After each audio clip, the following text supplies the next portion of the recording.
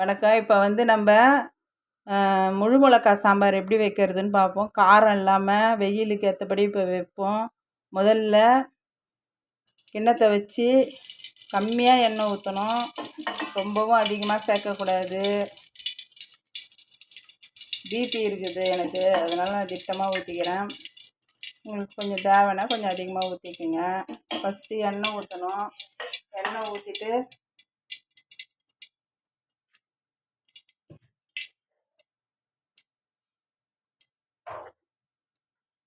கொஞ்சமாக கடுகு போட்டுக்கணும்.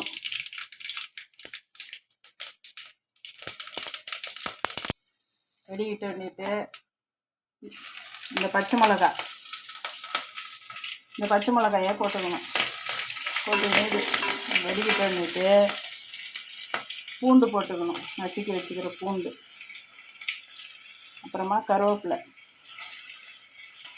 போட்டுக்கணும். உடனே கொத்தமல்லி போட்டு அதுக்கப்புறமா என்ன பண்ணணும்,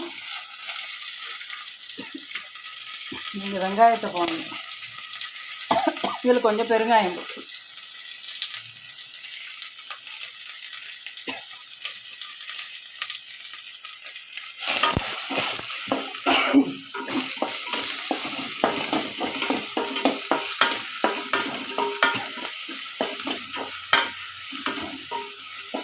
இப்போ வெங்காயம் வதங்கணும். தக்காளி போட்டுக்கணும்.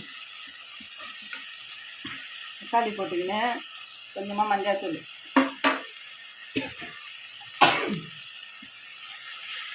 மஞ்சள்தூள் போட்டு நல்லா கிளறி விடணும்.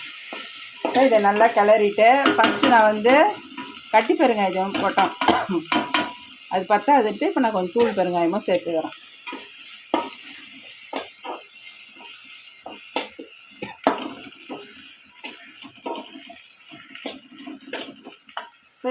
இப்போ இந்த ஸ்டேஜில் என்ன பண்ணணும்,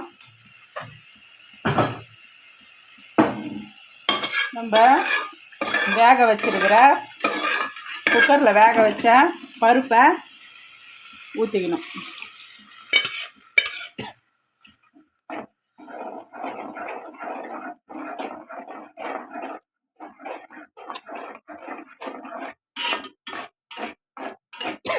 இது ஒரு 5 நிமிஷம் அப்படியே கொதிக்கட்டும்.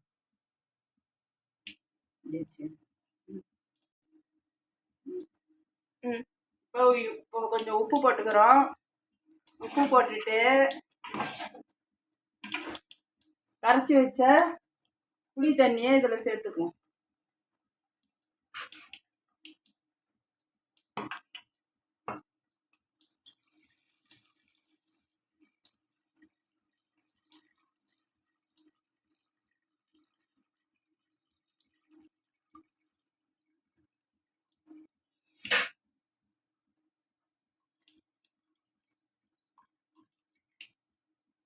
இது போல் நம்ம கரைச்சி வச்சுட்டு இது போல் இடத்துல வடிகட்டினா 1-2 சக்கை இருந்தாலும் வந்துடும்.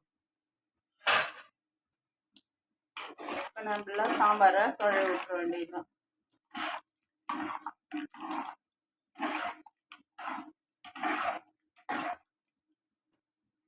இப்போ நல்லா வாசனையாக இருக்குது. இப்போ சாம்பார் நல்லா இப்போ கொதிக்குது.